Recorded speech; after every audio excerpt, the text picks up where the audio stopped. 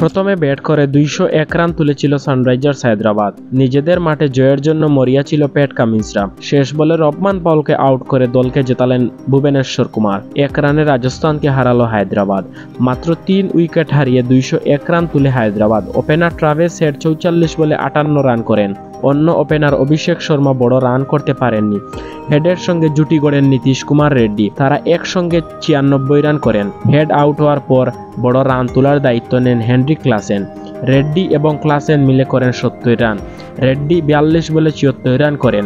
19 বলে 42 রান করেন Klaasen.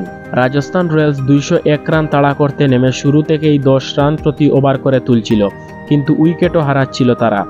Jos Buttler এবং সঞ্জু স্যামসন কোনো রান না করে আউট হয়ে যান। তাদের উইকেট নেন ভুবনেশ্বর কুমার। সুইংয়ের দাপটে উইকেট তুলেন তিনি, কিন্তু সেই ধাক্কা সামলে নেন ইয়শস্বী জয়সওয়াল এবং রিয়ান পরাগ। তারা 133 রানের জুটি গড়েন। এক সময় মনে হচ্ছিল খুব সহজেই ম্যাচ জিতবে রাজস্থান, কিন্তু টি নটরাজন ইয়শস্বীকে বোল্ড করেন। তাতেই আবার লড়াইয়ে ফিরে আসে হায়দ্রাবাদ। পরাগকে আউট করেন প্যাট কামিন্স। ম্যাচ গড়ায় শেষ বল পর্যন্ত। রাজস্থানের জয়ের জন্য শেষ বলে 2 রান প্রয়োজন ছিল, কিন্তু ভুবনেশ্বরের বলে এলবিডব্লিউ হয়ে যান পাওয়েল। তাতেই জয়ের স্বপ্ন শেষ হয়ে যায় রাজস্থানের। 1 রানে হারতে হয় তাদের।